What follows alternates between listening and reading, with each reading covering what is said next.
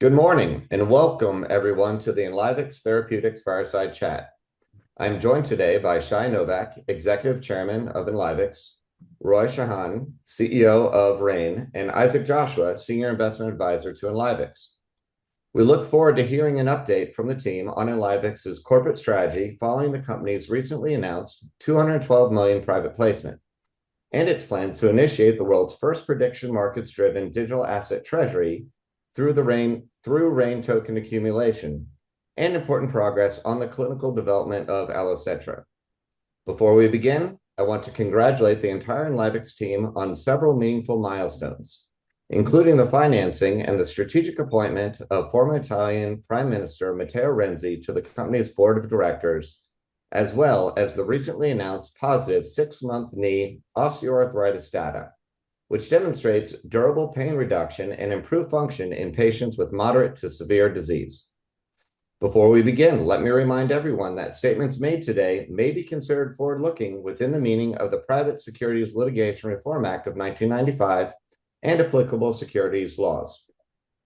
Actual results may differ materially from those expressed or implied due to risks and uncertainties described in the company's filings with the SEC, including its periodic reports and investor materials. Enlivex undertakes no obligation to update forward-looking statements except as required by law. We appreciate everyone joining us today. It is clearly an exciting time for Enlivex, and we have several important topics to cover with Shai. At the conclusion of our fireside chat, we will open the floor to live Q&A.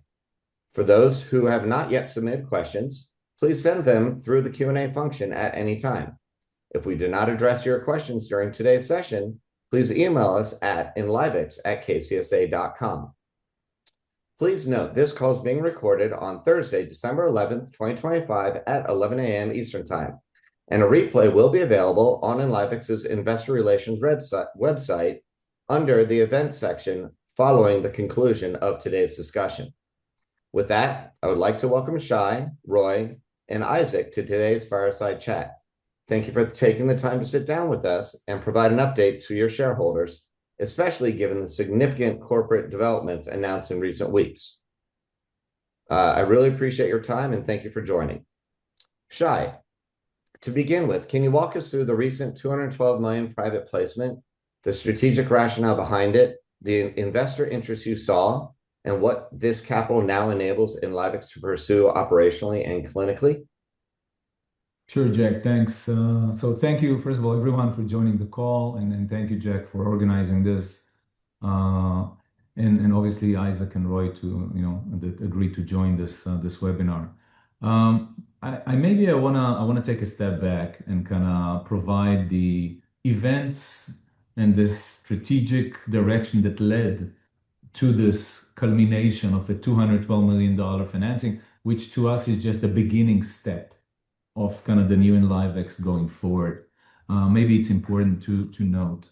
So essentially, I personally have been in the biotech business, kind of a small cap biotech, higher risk, as some of you may know, for a long time. And for those that actually recall, my former company, Prolor, was an early stage biotech, and we developed a drug for children with growth hormone deficiencies. And I sold the company. It was a $590 million transaction. And following that, I signed a strategic partnership with Pfizer for Pfizer to continue the clinical development of the phase 3s. That was a major transaction. Pfizer paid $295 million just a down payment.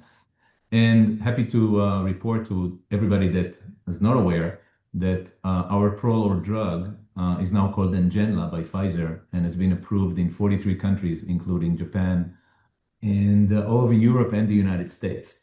And the reason why I'm mentioning this is because I've done a lot of financings for early stage biotech for a long time. And times to raise capital for early stage biotech have not been in the last 30 years, at least in my opinion, has not been that difficult as it is today. There is just investor interest in late stage biotech, and the investor interest in early stage biotech has dried up dramatically. And I don't think that this is, the markets go up, the markets go down. The investor interest in early stage biotech has been down for 6 months. It's going to be up in the next 6 months. I just don't think that's the case. That's just my opinion. And I think it's a strategic shift. I think that investors today, the generalists, not the specialty funds, but the generalists that used to place a lot of money in higher risk, higher reward opportunities, these investors typically made a lot of investments in biotech, which had a very good fit for, high risk, high return opportunities. But now in recent 4 years, there are other opportunities that kind of been replacing early stage biotech in that domain. AI, defense technologies, cyber technologies, crypto. Investors have been shifting their focus for the early stage to other things, and that kind of dried up a lot of the capital that was available for the long tail, for all those companies that were not able to go out and raise capital from the lead funds on Wall Street that everybody's familiar with. And so thinking about all of that, our board of directors kind of try to figure out how do we continue.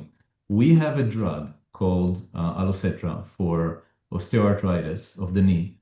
We had clinical data from a very large clinical trial, 134 patients back in August. We think the data is phenomenal. And not only that we think the data is phenomenal, but the KOLs, the experts worldwide that we spoke with, think the data looks very good, encouraging us to move forward. But the problem is that there's not a lot of money out there that wants to support early stage development like this. So we made a strategic decision to see if we can change this problem into an opportunity. So we were facing with these problems constantly over the last 4 years. We were thinking, is there a way to change, kind of turn the tables? And what we decided to do was we wanted to find a way to provide our shareholders with additional exposure to early stage, kind of high risk, high reward stakes of other kind of markets. And along the way, secure the financing that we need to continue to develop our drug, which we all believe would actually be a drug that's going to change the lives of tens of millions of people in the United States and going to be a very successful drug. So the strategy was essentially to try and find what other business can we combine in a very unique way that's going to be transparent, and we're going to try to get our shareholders somehow shareholder value while still doing good and developing drugs that can help humanity. So we looked at a variety of options, and it became very clear that one of the things to do this would be to create treasury strategy. And we didn't want to go with the traditional treasury strategies that we respect, but people that have created treasury strategies surrounding Bitcoin and surrounding Ethereum and others. There is plenty of that. We just didn't think that we can add any potential added value, any competitive advantage to investors having an interest to invest in Enlivex stock to get exposure to Ethereum or to get exposure to Bitcoin. And we decided to go with something different. We were essentially excited by what's called prediction markets. This is something that we learned over the last 6 months. And Isaac and Roy here are going to talk about it momentarily. But we were excited about prediction markets and the growth of prediction markets and the institutionalization of prediction markets. And within that, we thought it's going to be it's going to make sense for Enlivex to become the first and only stock out there available to investors that want exposure to prediction markets. There is nothing like this right now out there. And within prediction markets, we were focused on RAIN. And again, Roy and Isaac will talk about it momentarily. So within that scope, we decided to build a model, which is a treasury model. We raised $212 million from certain institutional investors. A lot of that capital went into trying to build a RAIN portfolio. And RAIN is a liquid token that trades in multiple exchanges, very high trading volume on a daily basis.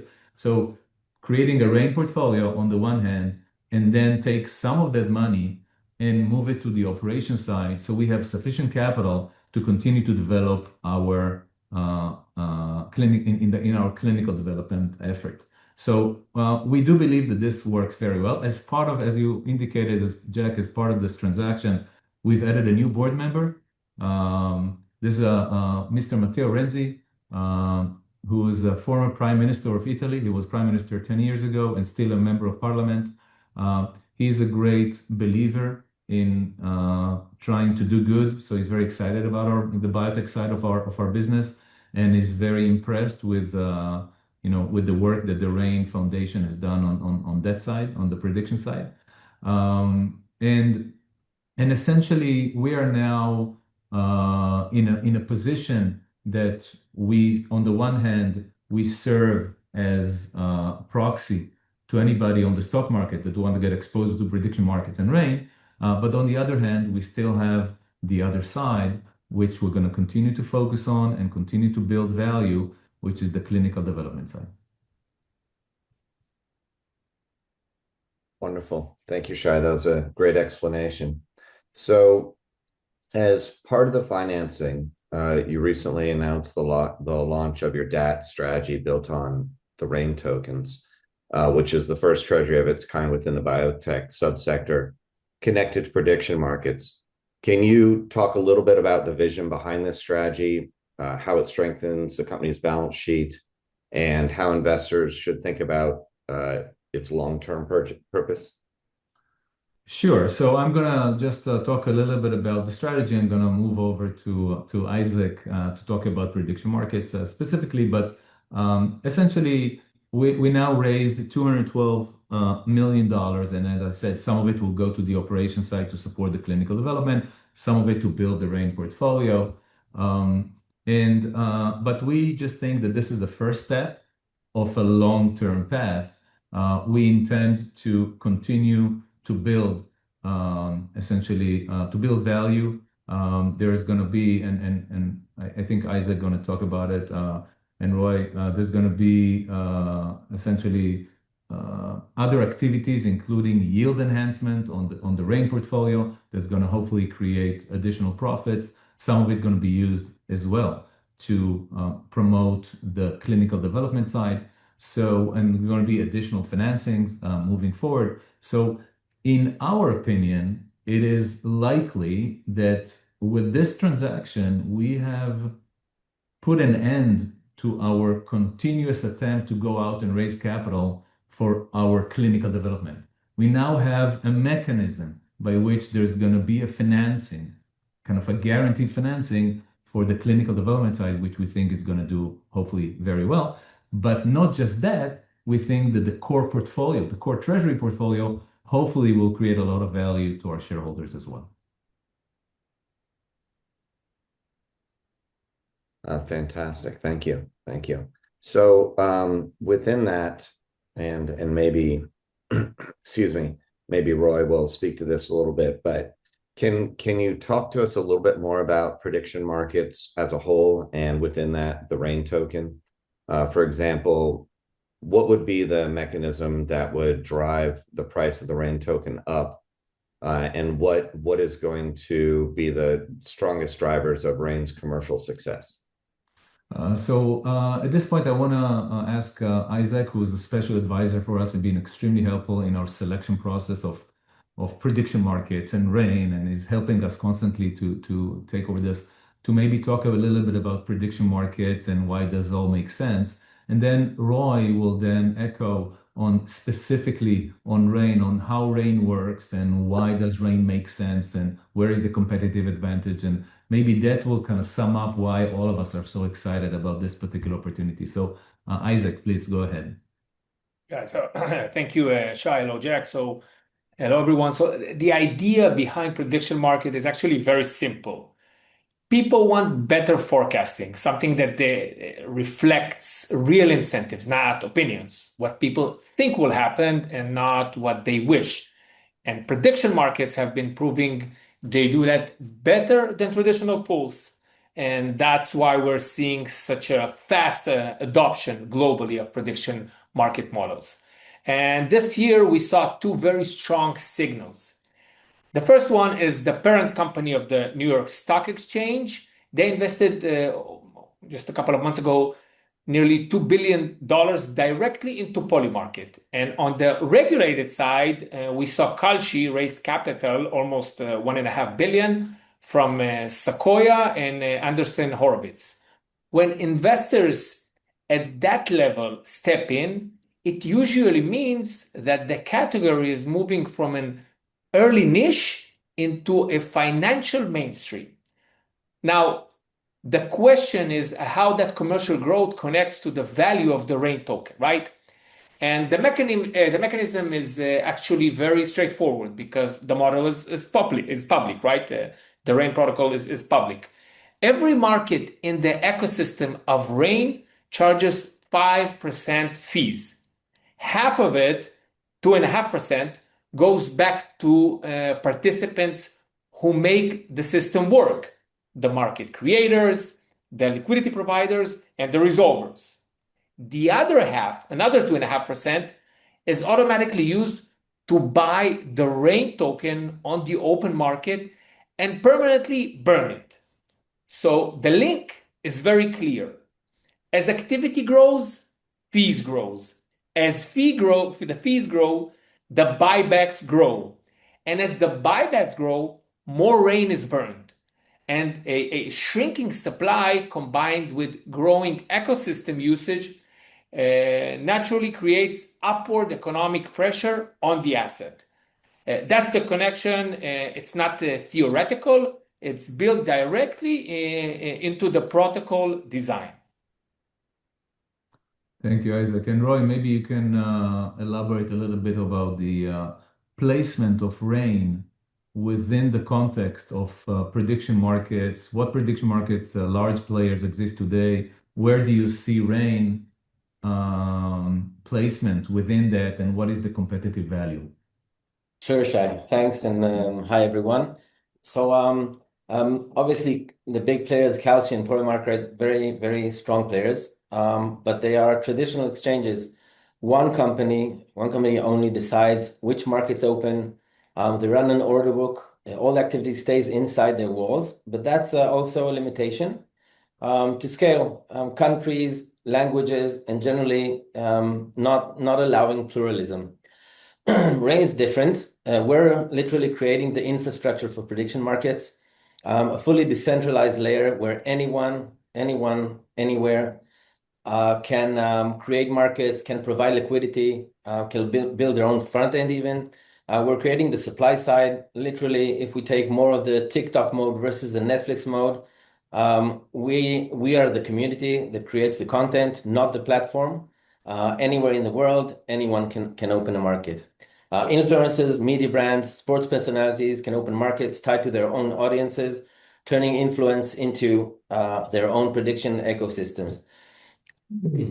That's something that centralized platforms actually cannot offer. Our aspiration is to become the protocol that powers the entire category, the underlying engine behind thousands of creators, partners, apps, not just one venue. Thank you so much, Roy. Yeah, thank you, Roy. Thank you, Isaac.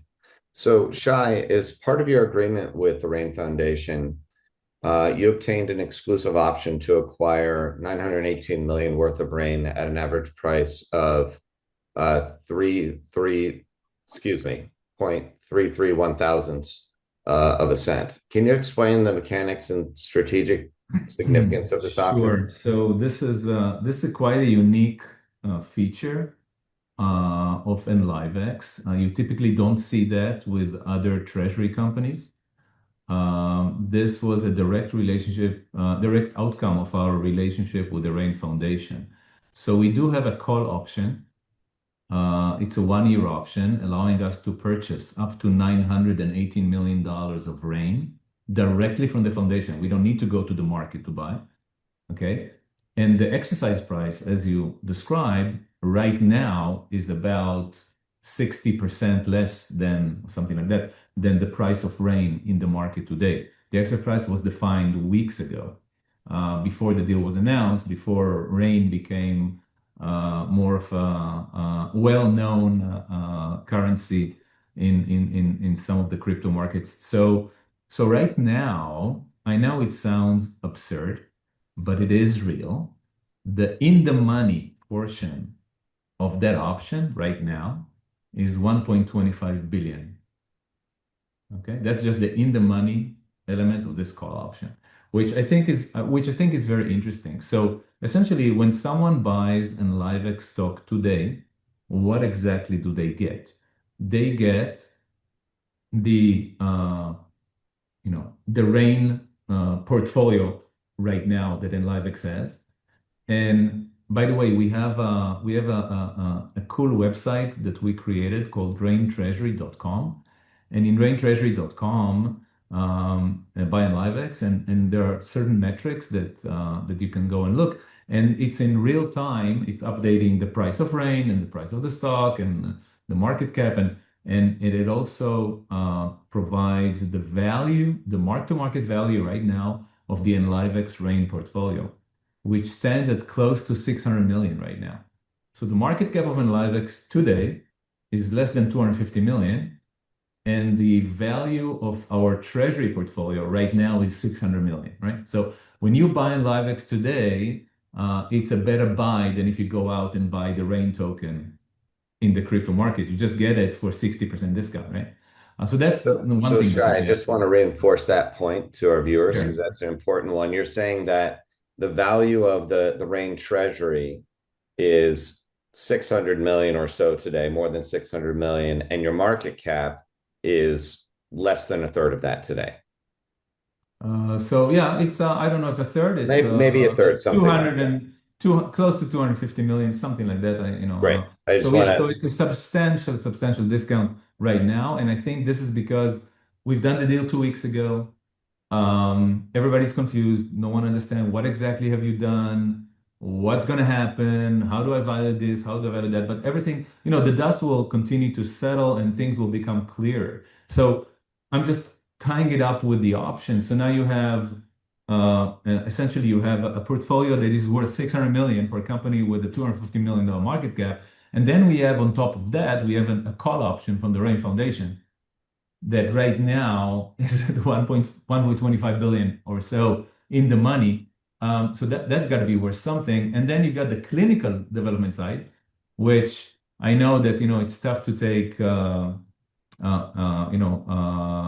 a position on this, but we do think based on the clinical data that we've seen from a very large study that this could work quite well. So there's another implied option in the Enlivex stock price that essentially for free you get that part of it, right? That part of it may create substantial value. So it's a very interesting combination to say the least. And I think that there's going to be more and more as we do our non-deal roadshows and more analysts start to cover us, and so things will become clearer. And some of those margins are going to start, I hope, to shrink as we go.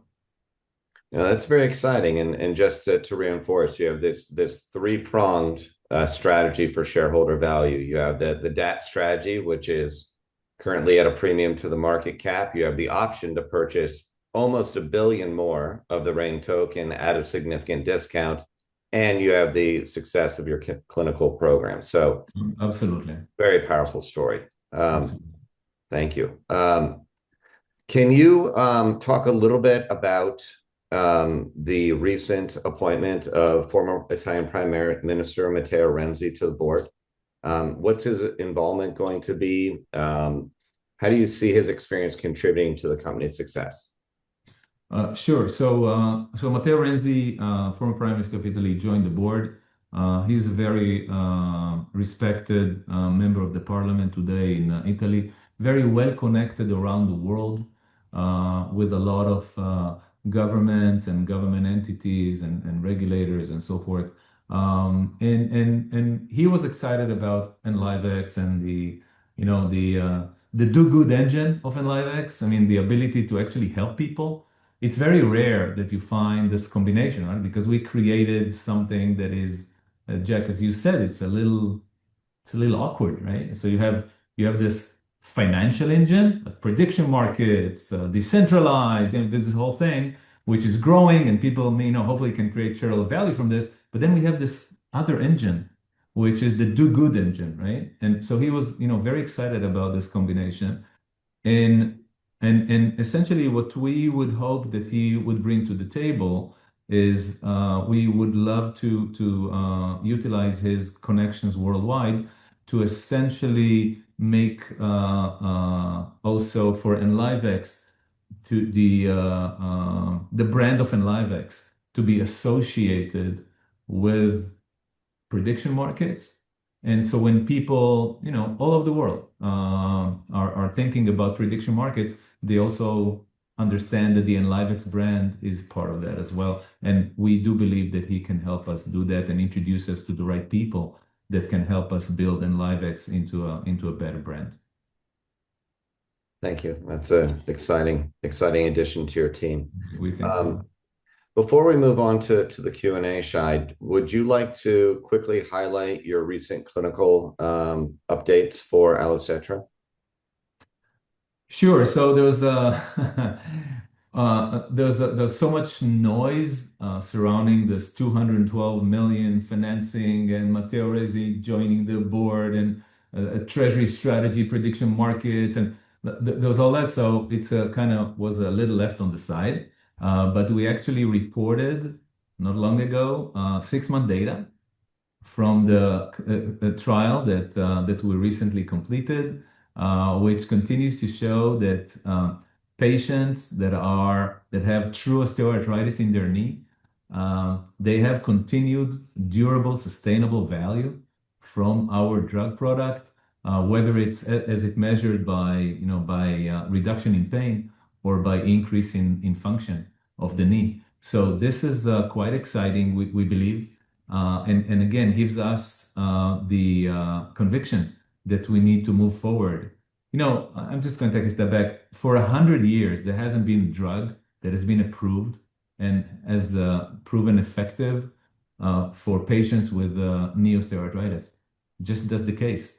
And we do think that we have something that may change that. And that's why we're also so, determined to find the financing and move forward and do it in a way that provides shareholder value accretion rather than shareholder value, destruction in a way. So that's kind of what we did. So we're very excited about our data.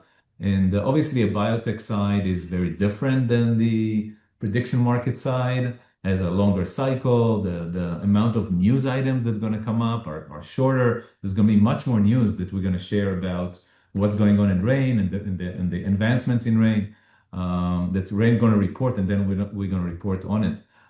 But we are also obviously excited about the clinical development side. Wonderful. Well, thank you, Shai. Thank you for sharing your perspective on the company. And again, I want to congratulate you and your team on all of your recent successes. We have received several questions from the audience. If you have not yet submitted a question, please type it into the Q&A function. And we will do our best to answer it on today's call. And again, any questions that we're not able to answer on today's call, we will answer via email. So first question, Shai. Enlivex has highlighted that it's... Yeah, why don't you check? I can see the question. Maybe I can just take the liberty to... Yeah, please do. There are a lot of questions and we don't have a lot of time. I just want to maybe prioritize this if that's okay with you. Yes, absolutely. So just a couple of questions, very, very simple questions. Somebody's asking if Roger Pomerantz is still on our board of directors. So yeah, absolutely. Roger is the vice chairman. Roger is the former head of business development at Merck. Very smart, very experienced guy. And he's still on our board of directors. The other question that I have here is what's our plan to essentially create value to shareholders? And I think what we are going to do now is, as I said, we raised the money, we established the strategy, and now it's time for us to go back to the street. We have already started multiple discussions with investment bankers, with analysts, reintroducing the company, reintroducing the model, and within that, explaining that Enlivex is the only option right now for investors to get exposure to prediction markets and why we think RAIN is a very exciting opportunity for everybody to join forces at kind of as it moves along. So we are in terms of I think the main activity to create shareholder value is we want to work towards making sure that everybody understands where we are, what do we do, look at the value of our portfolio, as Jack indicated earlier, look at the value of our option, try to understand when you buy the Enlivex stock, what does this really mean? And I think that there is a substantial likelihood that that this will result in more and more acceptance of Enlivex by Wall Street, and the hidden value that we believe exists right now will kind of come out. Okay, so that's that. The other question was, we were a biotech company and we diluted shareholder value. We don't see this as a dilution. We actually see this as an accretion of value. Okay, we just an accretion of value, and that's true. We are, we didn't know much about prediction markets to begin with. We had to learn a lot, and we have great advisors that helped us through the selection process and understand exactly what's going on. But we do think that what we've done is essentially create a hedged portfolio for our investors, prediction markets, and the do good element, which was the biotech side, which continues. And I think that there is a possibility that the value will come from both sides, and hopefully you will see shareholder accretion rather than shareholder dilution at all. There's somebody says if we expect to make revenue, and I think that's something that that is an interesting question. So what I'm gonna essentially, it's very odd for us because, as you know, as a biotech company, you typically have continuous losses every quarter and every year until such time when after X years, maybe you bring your product to market, or maybe you sign a partnering or licensing deal. So now things have changed for us. As we just described, anybody can do the math, right? So we raised $212 million. We bought RAIN token. We created a portfolio. This portfolio right now is worth $600 million. So just doing the math, there is something like $350 million of unrealized gain right now, today. I don't know where that's going to be at the end of the year. Okay. I don't know where that's going to be quarter one, quarter two, but definitely Enlivex is changing its complexion. And one of the things that we're going to start doing, which is like we've never done, is to do an earnings call, right? Every quarter. It wasn't an earnings call, it was a loss call. So we just never done this. But now we're going to do earnings call because there's going to be, I think, an opportunity for us to explain what's going on. Are we making money? Are we losing money? Right now, we're kind of making money, right? But we're going to need to explain all of that. In terms of, there's a question here in terms of market cap and what has happened to Enlivex, because, Enlivex on the biotech side as a standalone company, our market cap was like $250 million, in the high days of COVID. And now we're like at 10% of that before this deal, and kind of what happened. So I think that kind of relates to my initial statement, that there was a substantial lack of interest that arose in early stage biotech, and Enlivex is not the only one. There are, and Jack can tell you, they are working with plenty of those. There are hundreds or even thousands of companies in kind of an early stage of pharmaceutical and biotech development, private and public, whose valuations have decreased by 90%, 95% over this time frame. That's what I said. This is a dramatic change in investor interest. And as a result, investors have kind of shifted their interest and their capital and their, and their investments into other types of companies. and that is the primary reason why the market caps of all of our comparables, including Enlivex, have kind of decreased. In terms of there is a question of about RAIN, and how would we benefit as Enlivex from the RAIN treasury portfolio. So I think as you heard from Isaac when he described the model behind the token, essentially what happens is that as RAIN grows, there's going to be more and more trading volume on that platform, which results in higher and higher revenues, right? It's like revenues on that platform. Half of those revenues are then being immediately taken into the market and buying RAIN.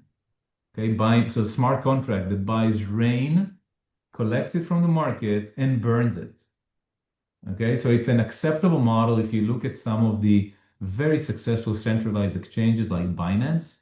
That's exactly what they do. Not as much as RAIN, I mean, in terms of percentages, but they take some of their profits and they go out and they buy the token, the Binance token. And you can just take a look at the token, and it's been increasing tremendously, since it went public, partially as a result of that. So this is exactly why we think that as the team at the RAIN Foundation, led by Roy, will be successful in executing their plan, we should see a correlation with the in terms of the value of the token. If I may just add one thing go on ahead. this, if we can see the last 10 plus years in crypto, it is very clear that probably the most maybe successful sector or mechanisms of tokens of utility that created a great performance of tokens, they implemented the buyback and burn mechanism, right? Not all of them are going up to 2.5%, which is it's more than the benchmark, if I may. Not completely 100% sure, but it's a big amount. But the utility that constantly buys and burns this amount, we see it in the market. You mentioned Binance, but not only. Those exchange tokens that is performing tremendously well in the last 10 years, almost all of them has the same mechanism. This is a very successful mechanism in the short history of crypto that proven itself and still proves itself again and again. Thank you, Isaac. Just a couple of very interesting questions that I see here. I wanna touch on. So the first one is just to again reiterate that there's a question here that says, if the RAIN token continue to appreciate, will Enlivex value continue to appreciate? So it should happen because the Enlivex portfolio, which is comprised of a lot of RAIN tokens, will increase in price, and so theoretically the value of Enlivex should be increased in correlation to that. The second question here is essentially saying, the investors, I mean, is essentially the stock has been saw some decline since the announcement, and somebody has a very smart question here, I think, in my opinion. It says, is this because biotech-focused investors and some funds are selling the stock because they don't understand what you do anymore? And I think that that's the correct answer. I think that some investors have been, very confused about this. They don't understand what exactly have we done and why did we do it. And so, in this, the knee-jerk reaction to this is obviously, let's get rid of this because I don't understand it. I think that slowly, as more and more analysts and banks cover us and explain this to institutional investors and other types of investors, I think that there's going to be a change in this, in the slope of this, I hope, because of the everything that we mentioned in terms of what exactly is the opportunity to investors. And there are different types of investors. So if there's an investor that says, okay, I am interested in prediction markets, I want to get exposure to this, I actually like this RAIN thing. Maybe I go out to the market, to the crypto market, and buy some RAIN tokens.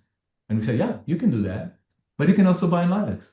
It's easier, right? On your app, it's just easier to buy Enlivex.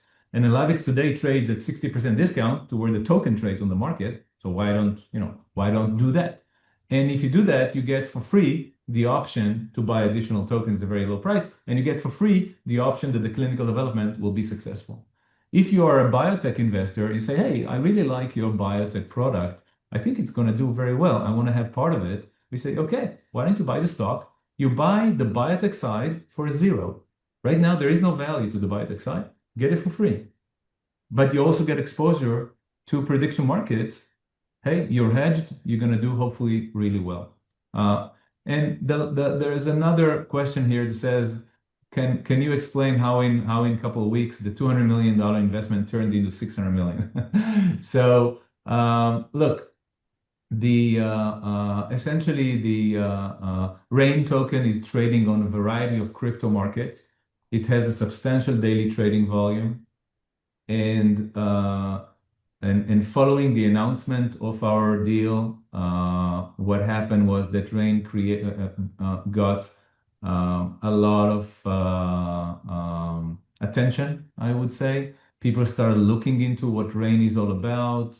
More people started looking into prediction markets, and more people started to accumulate RAIN as a token, which kind of drove its price up. So essentially, our portfolio has appreciated. We have nothing to do with that, but it is what it is. And as I said, if the token price kind of stays more or less where it is right now through the end of the year, at least 2025 from a unrealized capital gain standpoint, is going to be extremely substantial to Enlivex. There's another question here with respect to other clinical programs that we have previously done. So we have another asset, which is another clinical program that we used to do. It's called sepsis, for another disease called sepsis. So we're going to still, we put it on the side. We're not going to develop anything for it. But if large pharma will come and want a license or partner it, we'll gladly sell that.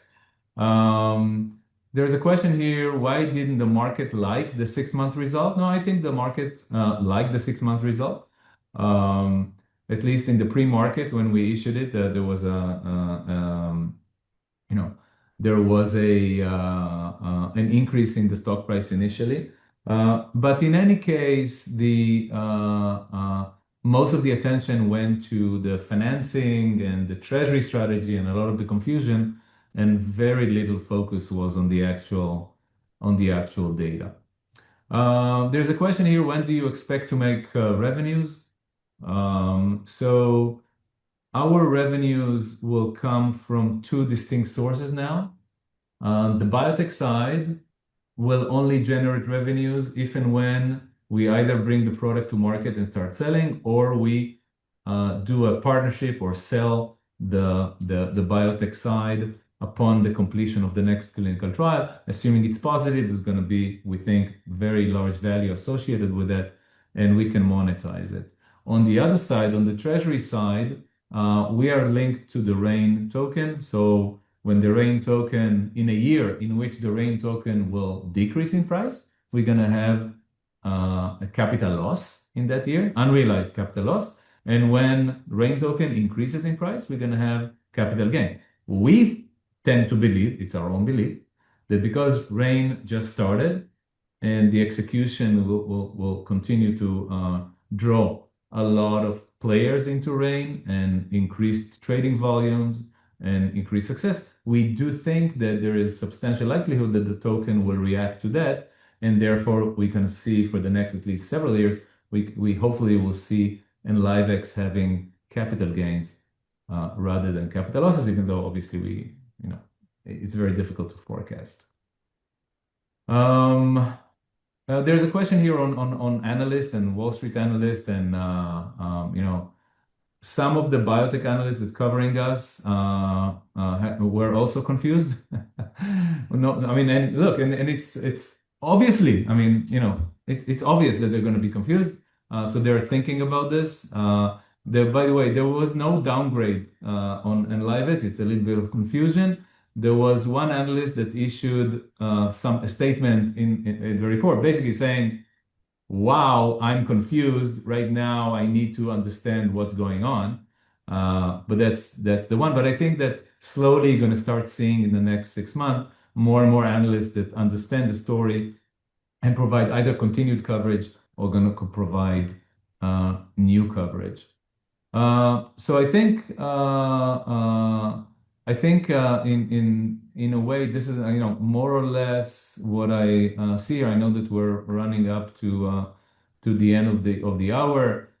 There's a question here: any plan to reverse split? Right now, we're not thinking about any reverse splits or anything like that. Right now, at least at this moment. And I think more or less. Can you sell part of the tokens? So for the most part, Enlivex is a proxy for RAIN. So for the most part, the treasury is a kind of a buy and hold treasury, and